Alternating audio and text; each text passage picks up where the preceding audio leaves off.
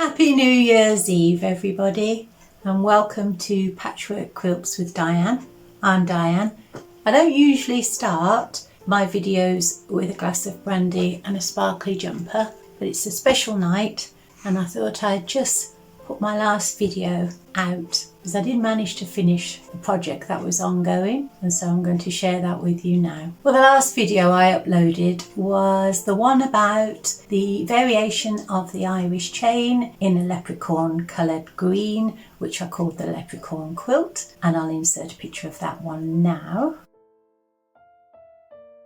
And when I finished the top, before I began quilting, there were some leftover pieces and I decided I would like to make a couple of pillow shams to match. Unfortunately, there wasn't enough fabric left over to make 2 pillow shams for the quilt, and so I decided that I would make 2 cushion covers, and I did. So I'll put that slice of video in now. I haven't got enough fabric to make pillow shams for the bed, but I thought it would be quite nice to make 2 cushion covers, so they'll be 18 inches square. So I've started off with a 6-inch white square. So I have used this in the quilt top, and then I've just bordered it with this beautiful V&A fabric, and then that's surrounded by another strip of white, well, cream, and that again is used in the quilt top. These are 2.5-inch wide, and then I've put a deeper strip on the outside. This has taken me now to 18.25 inches. To be honest, I've cut it too short, but I'm not going to join it yet. What I am going to do now is quilt the top.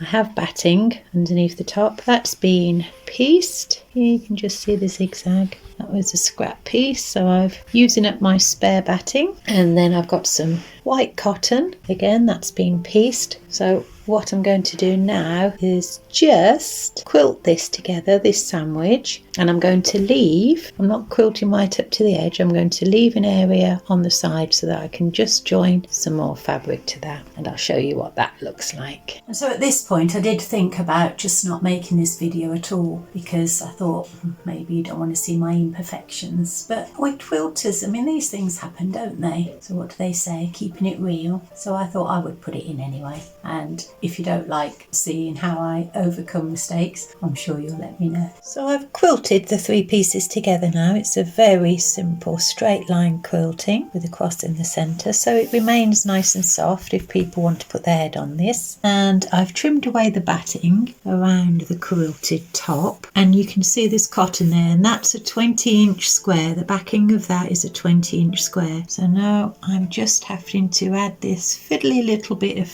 fabric to cover that because I miscalculated. Never mind, I'll show you the back of the quilting. So it's all quilted now, and this is the inside. Everything's looking nice and neat. And you can just make out there, I think, where the padding doesn't go to the very edge of the cushion, and there's a reason for that. I'll show you that in a second. So as you can see, it's a simple envelope cushion, and I have a couple of rows of stitch in there just to tidy it up on the inside, and I've put some zigzag stitch in here, and there's a row of stitching on the other side. I'll show you that just to hold that in place. Let's turn it now. That's it complete. You can see that row of stitching that goes all the way around the edge, and that'll just add a nice little detail to the cushion when it's filled, and it'll also strengthen it. It'll strengthen it on these seams. So that's that row of stitching I mentioned earlier that I'd put across the zigzag to hold that flat. That's another little bit of detail. And then we have 2 rows of stitching on that part of the envelope. And the red goes a good way up, so you won't see the cushion when it's inside. If I'd had enough of the green fabric, I would probably have used that for the whole of the back, but I didn't have quite enough. And I've used this red on the quilt, so I think it will go nice. It adds quite a nice touch. Let's have a look at the front.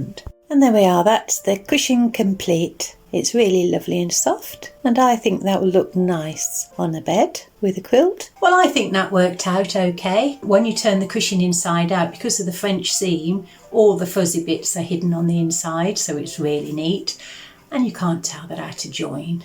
And, you know, just as quilters, it's just between us. So I finished those cushions, and then there was still some scraps left over, and you know I don't like waste, and so I found a place for those in the back of the quilt, and I'll show you how that went. So now I'm just going to use all these little bits of scraps that I've got left over, and I'm going to piece them together, and I'll use those in the scrappy back. And once I've made the back, I'll quilt it and we'll have a look at the complete set. These are the pieces that I have left. They're only scraps, 2.5 inch and a little bit wider. So I'm going to put these together, and I'm thinking perhaps just a strip down the middle of the back where the fabric's joined. Just a little bit of improv playtime, I think. Well, I've pieced the back. I'll show you that when I finish quilting. And I've attached the batting and the backing and the top together with 505 spray. So I spray and then I iron. And now I'm going to quilt. So these are 2 inch finished, and I'm just going to do a cross hatch. So all the way down and all the way across. So it'll be nice quilting.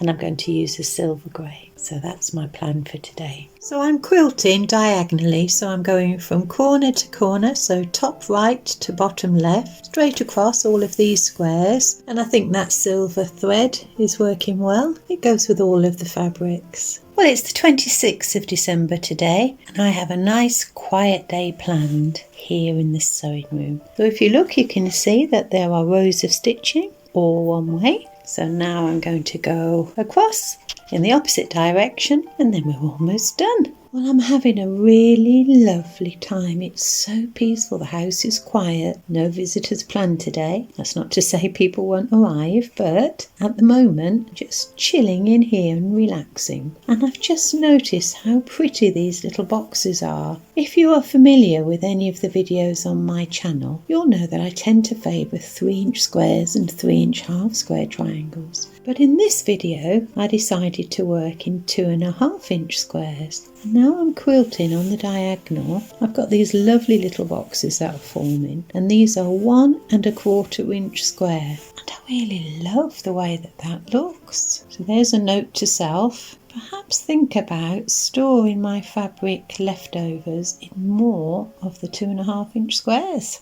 And there's a close-up of the quilting, and I think that's simple but very lovely. It's really soft. I think the colours work well. And that's the quilt and cushions completely finished now. The quilt is finished at 58 inches square, and those 2 little cushions will need an 18-inch filler, but I think they look really pretty. That's a nice touch. Looks very fresh looking.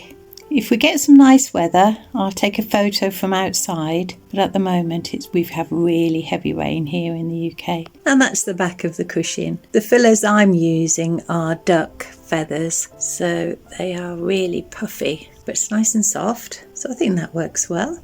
And I'll show you the back of the quilt. And that's the back of the quilt. I think that looks quite modern. So I've used samples from the front to piece it. It is a pieced back, nice and cream, and there we've got all the lovely quilting. And my little label, which is sewn in. I suppose you could use it either side if you like that side in a modern interior. And so that's it. The leprechaun quilt and matching cushions were the last project for 2023. 29 quilts I've made in this year, and I will record all of the things I do in 2024, so if you're interested, subscribe. I am going to try and choose a day that I send out recordings. Now, if there's a particular day that you would prefer, please let me know, because I'm not sure yet how to go about that. But I think that might be better if people can plan. Not that you're going to plan your life around watching my videos. Anyway, I will try and find a day. Another big, huge thank you to all those people that did respond in the last video. I was unsure whether people like to watch my design process, and that has come back as a big yes, so I'll continue to do that. People have also asked for me to share my journal. I'm perfectly happy to do that. I don't want to bore anybody, but so the next video I'll make will be the start of my quilting journal for 2024 and the review of the journal for 2023. It wasn't a great year for me. Lots going on. I'm not going to bore everybody with it, but quite a difficult time, but hopefully that's passed. So it's all positive now. And I will leave you with a slow reveal of this year's last quilt, and I wish you and all the people you love a really, really great 2024. And I've got to go now because I'm really hot. Not sure whether it's the heating or the branding. But take care. Thank you for watching. Bye.